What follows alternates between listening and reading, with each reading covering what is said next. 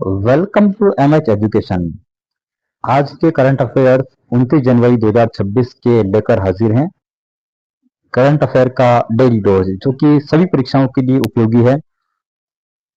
सभी state exams, UPSC, railways, SSC, इन सभी में ये काम में आने वाला है और बहुत ही शॉर्ट, ज्यादा वक्त जाया किए बिना और एग्जाम ओरिएंटेड हम पॉइंट्स लेकर आए हैं। सो बिना किसी देरी के चलो शुरू करते हैं। महाराष्ट्र के उप मुख्यमंत्री जिनका नाम अजित पवार है का निधन हो चुका है और ये बारामती एयरपोर्ट पर इनका निधन हुआ है। विमान दुर्घटना होने के कारण इनका निधन हो चुका है। उस विमान में कुल 5 लोग सवार थे। इनका पद जो था वो महाराष्ट्र के उप मुख्यमंत्री थे, ये अजित पवार जी। तो आपको ध्यान रखना साथियों कि अभी क्योंकि वर्तमान में जो निधन है वो भी पूछे जाते हैं, तो ये काफी इंपॉर्टेंट है। अजित पवार जो कि महाराष्ट्र के उप मुख्यमंत्री थे, विमान दुर्घटना में इनका देहांत हो चुका है साथियों। चलिए अगला पॉइंट देखते हैं। अगला पॉइंट है साथियों, फ्रांस में 15 साल की कम उम्र के बच्चे जो हैं उन पर सोशल मीडिया को बैन कर दिया गया, पाबंदी लगा दी गई है। सोशल मीडिया प्लेटफॉर्म जैसे फेसबुक है, इंस्टाग्राम है, यूट्यूब है, टिकटॉक, इन सभी पर जो 15 साल की कम उम्र के बच्चे हैं उन पर पाबंदी लगाई गई साथियों। पाबंदी लगाने का उद्देश्य ये था कि उनमें मानसिक स्वास्थ्य की जो सुरक्षा है वो डिजिटल लत को उनको रोकना था। इसी प्रकार का एक कानून जो है वो ऑस्ट्रेलिया में पारित हो चुका है साथियों। ऑस्ट्रेलिया भी इसी प्रकार का कानून ला चुका है। चलिए अगले पॉइंट की बात करते हैं। चीन जो है वो दुनिया का सबसे बड़ा ऊर्जा भंडारण संयंत्र बन चुका है और उस भंडारण क्षेत्र का नाम है compressed air energy storage plant. साथियों ये जो दुनिया का सबसे बड़ा ऊर्जा भंडारण संयंत्र जो कि चीन में है, वो चीन के जियांगसू प्रांत में स्थापित हुआ है और इसकी क्षमता करीबन 600 मेगावाट बिजली उत्पादन की है और साथ ही में यह 2400 मेगावाट जो है ऊर्जा भंडारण कर सकता है, जिससे 6 लाख घरों को बिजली देने में सक्षमता हासिल हो सकेगी साथियों। तो काफी इंपॉर्टेंट साथियों पॉइंट ये भी चीन के लिए। हम बात करते हैं नेशनल ज्योग्राफिक डे जो कि अभी 2 दिन पहले ही मनाया गया था, 27 जनवरी को। इसकी स्थापना साथियों 1888 में हुई थी और नेशनल ज्योग्राफिक डे की स्थापना का मुख्य उद्देश्य था कि भूगोल, पर्यावरण और जो अनुसंधान है उनको बढ़ावा दिया जाए। अगला पॉइंट साथियों, डब्ल्यूपीएल में शतक बनाने वाले नेट स्काईवर ब्रांड बने हैं, जिन्होंने जो टीम मुंबई इंडिया की तरफ से मेजबानी करी थी। इनकी उपलब्धि क्या है कि इन्होंने डब्ल्यूपीएल में शतक लगाने वाली जो है पहले खिलाड़ी बन चुके साथियों। ये बड़े भारतीयों के लिए गर्व की बात है। तो ध्यान रखिएगा डब्ल्यूपीएल में शतक लगाने वाले व्यक्ति कौन है, नेट स्काईवर ब्रांड। अगला पॉइंट देखिए साथियों, हॉकी इंडिया लीग 2026 इसके विजेता रहे हैं वेदांता कलिंगा लैंसर्स। विजेता जो कि रहे हैं रांची रॉयल्स रही है। इसका फाइनल जो किया गया साथियों, फाइनल जो आयोजित हुआ है, पूछ सकते हैं कि इंडिया लीग का जो है फाइनल का आयोजन कहाँ किया गया था। तो साथियों ध्यान रखिएगा आप, उड़ीसा में इसका समापन किया गया था, इसको फाइनलाइज नहीं किया गया था।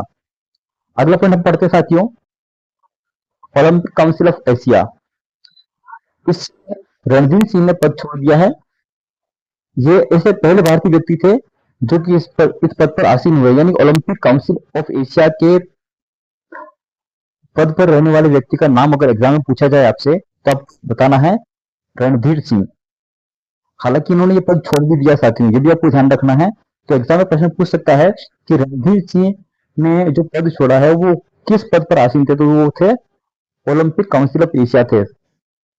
और प्रश्न तो ऐसे पूछा जा सकता साथियों, ओलंपिक काउंसिल ऑफ एशिया के पद पर रहने वाले प्रथम भारतीय कौन बने, तो इसका नाम आएगा रणधीर सिंह। प्रश्न को वाइस वर्षा कैसे भी पूछा जा सकता साथियों, तो आपको ध्यान रखना है कि प्रश्न किसी भी अंदाज में पूछा जा सकता है। चलिए साथ आगे देखते हैं हम।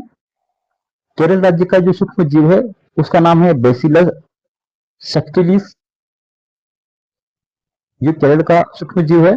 इसे प्रोबायोटिक कृषि व स्वास्थ्य क्षेत्र में उपयोग किया जाता है इसका, और केरल ऐसा करने वाला पहला राज्य बन चुका साथियों। तो ये भी केरल जो है वो मुख्य विषय में पूछा जा सकता है कि इसके सूक्ष्म जीव का नाम पूछ सकते हैं और सूक्ष्म जीव का नाम देकर के आपको स्थान पूछ सकते हैं, राज्य का नाम पूछ सकते हैं। तो साथियों आपको ध्यान रखना केरल।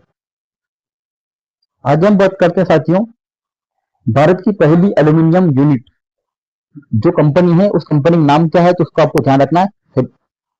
हिंडाई को उसका नाम है साथियों। जो कंपनी वो कहाँ की है, वो उड़ीसा की है। कितना निवेश किया जा सकता है साथियों, निवेश की बात पूछी जा सकती है आपसे, तो आपको बताना है 834 जो करोड़ रुपए हैं, वो ध्यान रखिएगा आप। इसका उपयोग कहाँ होता है, ईवी बैटरी फॉइल में होता है। हालांकि ये पूछा नहीं जा सकता साथियों, इसको बहुत कम संभावना थी पूछने की, लेकिन फिर भी हम इसको पॉइंट में लेके आए हैं साथियों।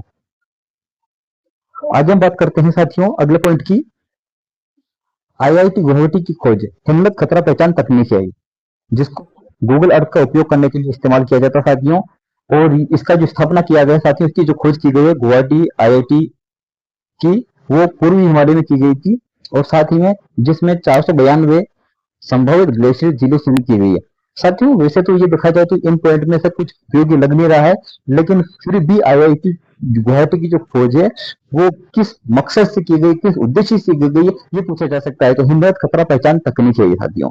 इस तरीके से आपको ये दोनों पॉइंट ध्यान रख लेना है, बाकी तो नीचे अपने काम का नहीं है, लेकिन फिर भी हमें ये पॉइंट जो है आपको ध्यान में रखना चाहिए, क्योंकि इन पॉइंट से किसी कीवर्ड को उठा करके एग्जाम में प्रश्न पूछा जा सकता है। सो हम इस पूरे पॉइंट को यहाँ लेके आए साथियों। अब पता होगा साथियों कि हर एग्जाम में किसी न किसी पुस्तक का विमोचन और वो किस विषय पर पुस्तक विमोचित की गई पूछा जा सकता है। तो एग्जाम में पुरस्कार पुस्तक और संस्कृति से संबंधित पॉइंट वो भी लेके आए हैं। रेड लाइन रेडियन, ये जो पुस्तक है साथियों, इसके लॉन्च करता है जनरल उपेंद्र द्विवेदी, और उन्होंने विषय रखा है इसका ऑपरेशन सिंदूर। ऑपरेशन सिंदूर पर प्रकाशित होने वाली पुस्तक रेड रेड लाइन इंडियन किसके द्वारा लिखित है, तो साथियों जनरल उपेंद्र द्विवेदी ने इनको लिखा है। ये भी आपको ध्यान होना चाहिए। तो जनरल उपेंद्र द्विवेदी की पुस्तक का नाम क्या है, ये पूछ ले तो आपको लिखना है रेड लाइन रेडियन। साथ में अगर ये पूछ ले तो किस विषय को लेकर के इसको मतलब लिखा गया था, तो ऑपरेशन सिंदूर को लेकर के इसको लिखा गया था। तो साथियों तीनों पॉइंट है, इन तीनों पॉइंट से वाइस वर्सा करके ऊपर नीचे कैसे भी करके प्रश्न बन सकता है साथियों, तो आपको ये भी बात ध्यान रखनी है। चलिए साथियों आगे बात करते हैं। वैल्यू रिसर्च हीरो अवार्ड किसको मिला है, तो डॉक्टर चंद्रकांत लहरिया को मिला है, और ये पहले भारतीय है ये इस प्रकार का पुरस्कार प्राप्त करने वाले, यानी कि वैल्यू रिसर्च हीरो अवार्ड जो है वो सबसे पहले किसको मिला है, तो वो आपको नाम ध्यान रखना साथियों, डॉक्टर चंद्रकांत लहरिया। साथियों ये अगला प्रश्न भी काफी महत्वपूर्ण है। आपको ध्यान रखना है कि ये ग्रंथ जो कुटीर है, ग्रंथ कुटीर वो किसके द्वारा उद्घाटित किया गया है, तो आपको ध्यान रखना है राष्ट्रपति द्रौपदी मुर्मू ने इसको उद्घाटन किया है। उसका मकसद क्या था, तो मकसद यह था कि भारतीय भाषा की पांडुलिपियां, जिनमें 11 भारतीय भाषाएं शामिल है साथियों, 11 भारतीय भाषाएं और पांडुलिपियां इसमें शामिल है। ग्रंथ कुटीर आपको ध्यान रखना साथियों किसके द्वारा उद्घाटित किया गया है, इसका उद्घाटन किसने किया, राष्ट्रपति द्रौपदी मुर्मू ने किया है। क्यों किया है साथियों, तो आपको ये पूछ ले, आपको बताना है भारतीय भाषाओं की पांडुलिपियां हैं, ये कितनी भाषाएं हैं, तो आपको ध्यान रखना है 11।